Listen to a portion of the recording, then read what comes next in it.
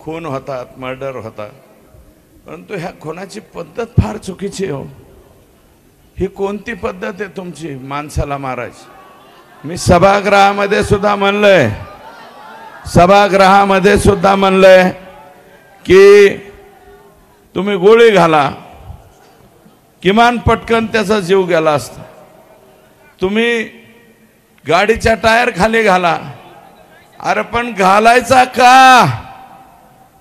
Doctor Babasaheb आंबेडकरांनी लिहिलेली जी राज्यघटना आहे, या राज्यघटनेप्रमाणे मुंगी मारायला सुद्धा तुम्हाला अधिकार नाही। पक्षाला मारायला जरी तुम्ही गेलात तर पक्षी प्रेमी आहेत, आमच्या इकडचा कोणी मोर जरी मारला तरी आम्ही त्याच्यावर केस करतो, मोर मारला ह्याला जेलात घाला असं आम्ही म्हणतो।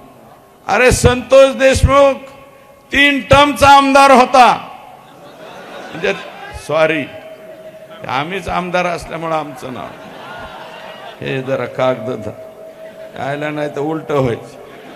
3 टर्मचा सरपंच होता, 2दा जनतेतून आला, 1 वेळा बॉडीतून आला। मग 3 वेळा सरपंच झालेला माणूस आणि पुढचं भविष्य म्हणजे चिंचोली माळी या जिल्हा परिषद सर्कलचा तो होणारा जिल्हा परिषद सदस्य होता। एवढी त्याची क्वालिटी होती, एवढा सुंदर तो वागत होता।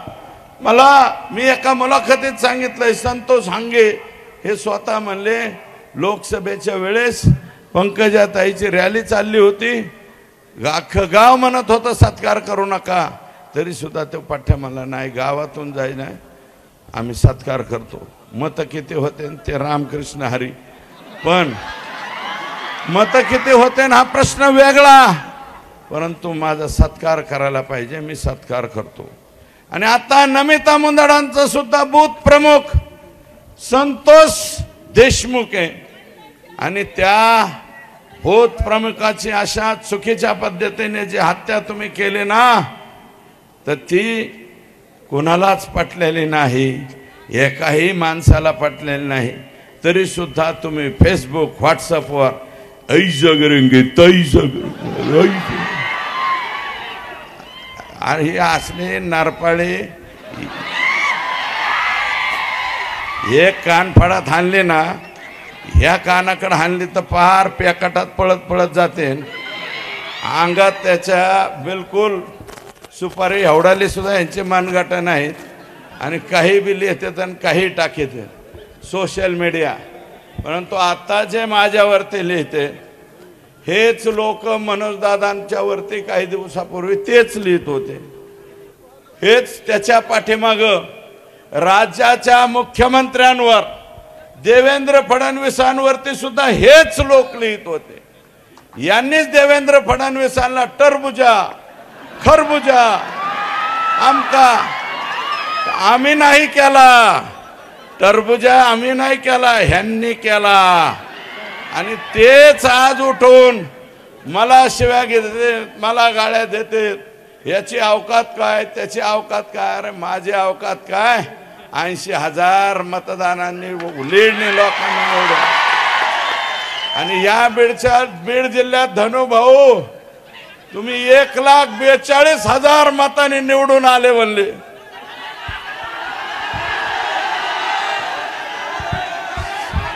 शाही एकाला लावायची शाही, आणि 330 बुथापैकी 230 बुथ जर ताब्यात असतील, बोगस मतावरचे तुमची निवडणूक आहे। अरे हे काय, हे राजासाहेब देशमुख आहे ना इथं, मतदानाच्या दिवशी ह्याला बदडीत, ऍडव्होकेट माधव जाधवला बदडीत, एक पोरग फडका काय त्याचा बाप, अरे गाड्या पूजितानी सुद्धा तुम्ही बुवार काढता, गाड्या पूजितानी, परत एखाद्या चौकात ठोय गोली मार भेजे में भेजा जो करता है, असं कोणतं तरी सत्य का काय पिक्चर मध्ये गाणं होतं। या बीड जिल्ह्यामध्ये गोलीमार किधर भी हो गया 1200 ते 1300 लायसन ज्या ज्या कलेक्टरांनी दिले, ज्या ज्या एसपींनी त्याला संमती दिली आणि ज्या डीवायएसपींनी त्याला मान्यता दिली, या सगळ्यांवर कारवाई झाली पाहिजे असं माझं मत आहे. अरे आम्ही 5व्या टर्मचे आमदार झालो, अजून आम्हाला सुरक्षा द्या अशी म्हणायची पाळी आमच्यावर आली नाही. आणि ज्या दिवशी कुणी गोळी घालणारे, जो गोली पे हमारा नाम होगा उसको कोई भी नहीं रोक सकता रे. त्यामुळे घाबरायचं नाही. हे जे झालंय, संतोष देशमुखला ज्या पद्धतीने मारलंय, अरे 2 लिटर रक्त त्याच्या बॉडीमध्ये, 56 ठोके 6 जणांचे, 56 गुणिले 6 म्हणजे किती ठोके मारले त्याला तुमचं तुम्हीच गणा. 350 ठोके तुम्ही दिले. आणि त्याला दिल्याच्या नंतर सुद्धा 12 तारखेला माझा सवाल आहे आमच्या पंकुताईंना, पंकुताई मला सवाल आहे तुमचा. संभाजीनगरला तुम्ही एअरपोर्टवर उतरला, 12 तारखेला तुम्हाला 12 डिसेंबर ही गोपीनाथजी मुंडे साहेब यांची जयंतीचा दिवस आहे, मान्य करतो मी, तुम्हाला जायचं होतं तिकडं, पण वाकडी वाट करून तुम्ही संतोषच्या घरी का गेला नाही? तो का नाही गेला हा सवाल आहे माझा. तुम्ही का गेला नाही? किंवा फक्त बोलतात कोरडं काम? धनुभाऊ, तुम्ही जे बोललात ना गोपीनाथ गडाचा, अरे गोपीनाथ मुंडे कोण? गोपीनाथ मुंडेंनी त्यांच्या कालावधीत मटक्याचा खटका बसवला. मुंबईतलं गँगवर कुणी जर बंद केलं असेल तर ते गोपीनाथराव मुंडेंनी बंद केलं. गोपीनाथांच्या बरोबर सुद्धा आम्ही 10-10 वर्ष काम केलं. तो अनुभव वेगळा आहे, तुमच्या पुढे अनुभव काम करणं वेगळं आहे. तुम्हाला चांगले मोठाले आणि जे माणसं चांगले आहेत पंकुताई, तुम्हाला माणसं जमत नाहीत. तुम्हाला असे पाहिजे जी हुजूर जी हुजूर. आमची औलाद जी हुजूर करणारी नाही. आमची औलाद स्वाभिमानी औलाद आहे. तुमच्या पुढे जी हुजूर करणार नाही. आजपर्यंत केला नाही आणि उद्या बी कवाच करणार नाही. भले राजकारणात बाजूला जाऊ, परंतु पंकुताई तुम्ही जसं यायला पाहिजे होतं तुम्ही आल्या नाही. चुकलात, याचं उत्तर द्या. काय असेल देऊ वाटलं तर द्या, नाही तर अपेक्षा मी नाही. नाहीच भेटायला आला तर अपेक्षा काय तुमच्याकडून? किमान तुमच्याकडून अपेक्षा होती, पण ते नाही. 300 टिप्पर वाळूचे, 400-500 टिप्पर फुकाट राख्याचे. मी माहिती घेतली, राख कस काय उचलित आहेत? ते म्हणले डायरेक्ट पिस्तूल घेऊन येते. अधिकारी म्हणतो इथं राख भरू नका, गोली मार द्यायची.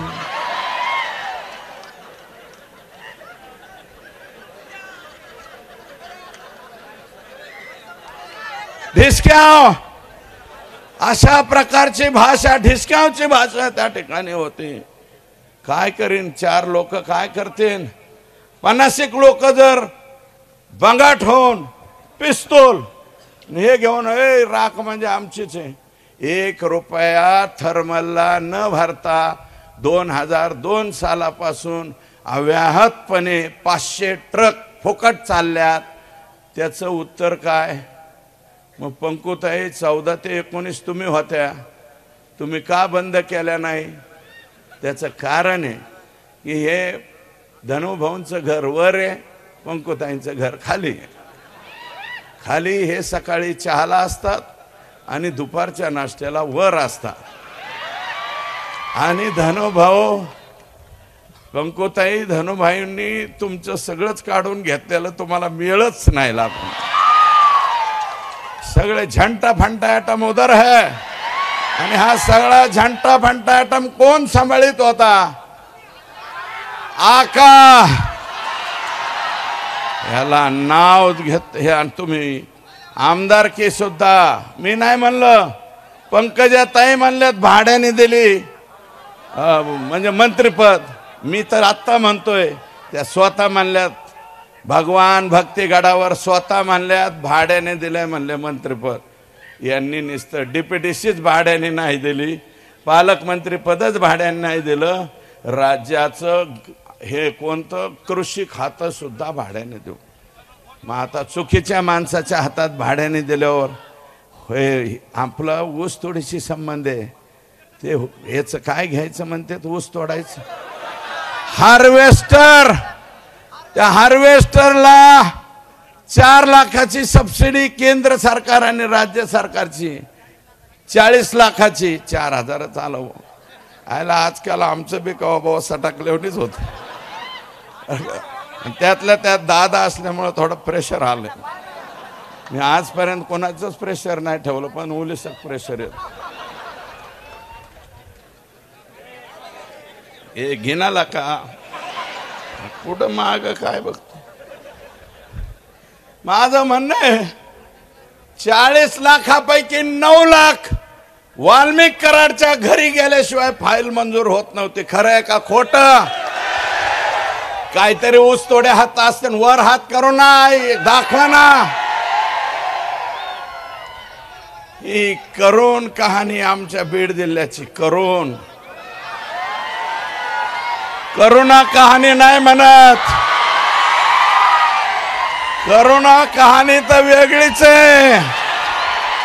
मी फक्त करुण कहाणी म्हणतोय, करुण कहाणी. करुणा कहाणी तर रोज माझी माय माऊली, ती पहिली बायको आहे, पहिली बायको असून सुद्धा तिचं लय हाल चाललेत रे. त्यामुळं मला अधिकचं काही बोलायचं नाही. भाऊ तुम्ही जे बोलतात ना तर चुकीचं. राखेमुळं दमा त्वचेचे आजार व्हायला लागले परळी तालुक्यातल्या लोकांना, कोणी काय बोलत नाही. वाळू बिंद आणि दहीफळे नावाचा एक कोणीतरी पियाय शिरसाळ्याला खरं आहे का खोटं एवढं सांगा. शिरसाळ्याचे कागद, शिरसाळ्याचा दहीफळे पक्षाचं कार्यालय असल्यासारखा वागतो.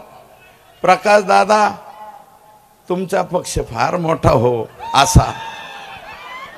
तुझाच पक्ष आहे बाबा, माझा नाही ना, महबूबाईचा नाही, मोहनचा नाही, तुझाच पक्ष आहे. असं वाढवा पक्ष, दहीफळे सारखे आनंद पक्ष वाढा.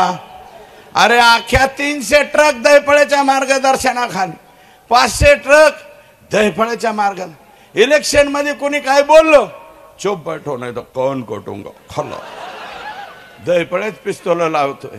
अरे काय तरा, काय अवस्था कुणीकडे नेली. आणि तुम्ही गायरान जमीन शिरसाळ्याची अख्खीच्या अख्खी ढापली. अरे 1400 एकर का हेक्टर जमीन होती, सगळीच्या सगळी ढापली. आणि मार्केट कमिटीला आहेत ना, इथं असते ना शिरसाळ्याचे कोणीतरी, अरे उठून उभा राहा ना. मर्द असला तर उभं राहा, गणपत पाटलाचा मावस भाऊ असला तर उभं राहू नको. तर यांनी 1400 एकर गायरान जमीन हाणली. सगळे वाल्मिक कराड आणि धनंजय मुंडेंचे बगल बच्चे यांनी जमीन हाणली. आणि कोण सोडलाय? अरे तुम्ही ओबीसी म्हणता, तिथं बंजारा समाजाचे लोक होते. बंजारा समाजाची स्मशानभूमी सुद्धा इकडेच घेतली. एवढी आजो, इलेक्शन आले की एवढी आजो, इलेक्शन संपलं की जाजो. बंजाऱ्यांची अर्धी स्मशानभूमी तुम्ही घेतली. बंजारा समाजाचं उठून लावलं. पारधी समाजाचं तुम्ही फुले शाहू आंबेडकरांच्या गप्पा मारता. अरे या देशामध्ये, या राज्यामध्ये फुले शाहू आंबेडकरांचा विचार चालतो. आम्ही सुद्धा मानतो, चालतो त्या फुले. बस करू का?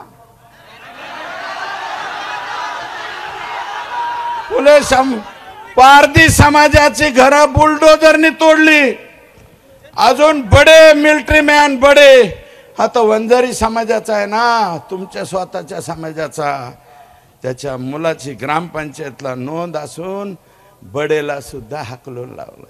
बडे भागो. ते म्हणतात मी मिलिटरी मॅन आहे, मिलिटरी मॅन आहे. अरे मिलिटरी मॅनाबद्दल स्वाभिमान असावा लागतो. आमच्याकडे शहीदांच्या खाणी आहेत. शहीद सुभाष सानप, सोंडगे, वालेकर, किती नावं घ्यायची, भरपूर आहेत. सगळी फार आहेत आमच्या बीड जिल्ह्यामध्ये. वेळ जाईल म्हणून बोलत नाही. ग्रामपंचायतला नोंद असून बडेचं घर उपसून टाकलं, बडेचा व्यवसाय उचलून टाकला, त्याला जागा दिली नाही. आणि एकूण 600 भाट्यात तुमच्या शिरसाळ्यात इट भाट्या 600, त्यातल्या 300 बोगस आहेत, 300. आणि त्या सगळ्याच्या सगळ्या आदरणीय धनुभाऊ आणि छोटा का यांच्या आशीर्वादाने चालणाऱ्या. याची चौकशी लावणाऱ्या जिल्हाधिकाऱ्यांना सांगणारे मी, हे तिकडे जावा. निसार पट्टेदार, निसार पट्टेदार हा गोपीनाथजी मुंडे साहेबांचा कट्टर समर्थक होता. मुस्लिम समाजाचा. पंडितांना पडले आणि हा निवडून आला. 1 महिन्यात टोकवाडीच्या तिथं ॲक्सिडेंट होऊन गेला. तिथले लोक काय म्हणते त्याबाबत तुम्हीच जा. टीव्हीवाल्यावर तुमच्या पाया पडतो, लाका खालचं दाखवा, तुम्ही वरचं दाखवा. ऐसं वैसा तैसा. हिम्मत का झाली हे संतोष देशमुखापर्यंत येण्याची, ते मी सांगतोय. निसार पटेलची हत्या करण्यात आली, तरी आता त्याचा पोरगा निवडून आला सरपंच, आणि तो फक्त खोट्या नोंदी देत नाही म्हणून कमी वयाचा सरपंच म्हणून दादा त्याचं पदच काढून टाकलं. सरपंच पदावून काढला, परत आला तो कोर्टाकडून. आणि मारवाडी समाजाचं लोढा कुटुंब आहे प्रॉपर परळीला. नारायणराव राणे महसूल मंत्री असताना 2.5 हेक्टर जमीन त्यांना आनंद फाउंडेशनला दवाखाना आणि वृद्धाश्रमासाठी दिली, परवानगी आणली. पण वाल्मिक तात्यालाच अध्यक्ष करा आणि साहेबांच्या कोणीतरी सचिव करा, उसके सिवाय तुम दवाखाना इधर नहीं डाल सकते, मथाऱ्या माणसा की सेवा नहीं कर सकते. ऐसा इनका राज है. आणि यादी केलेली, यादी केली. ह्याच्या पाठीमागे जाऊ द्या. नाही संगीत दिघोळे, अरे लिहिले मी आता, थांबा. संगीत दिघोळे, वसंत गीते, किशोर फड, काका गर्जे, पांडुरंग गायकवाड, बंडू मुंडे, बापू आंधळे, एवढे मर्डर झालेत. आणि ह्या मर्डरच्या नंतर यांची हिम्मत झाली, बेरीज करा, या अख्खं अर्ध 75% पान भरलं. आणि वैशिष्ट्य असे, खून करणारे बी ह्यांच्याच घरी पाणी भरतात, आणि ज्यांचं गेले ते बी ह्यांच्याच घरी पाणी भरतात. हा नवीन परळीचा पॅटर्न पोराव तुम्ही शिकून घ्या. आणि हा पॅटर्न याची व्याप्ती वाढत गेली, म्हणून हे संतोष देशमुखांच्या पर्यंत आले. म्हणून माझी विनंती आहे बरं का, आकांचं तर लय बाहेर यायला लागले. परळीत आकाची जमीन, मांजर सुंब्याला हे तर जमीन जाधव नावाच्या रसाळांची घेतली. रसाळ जमीनच नाही, त्या रसाळांची जमीन आहे. आणि वाल्मिक अण्णाला काय टाकायचंय पोहायचं ते नसते का, स्विमिंग पूल टाकायचा आहे.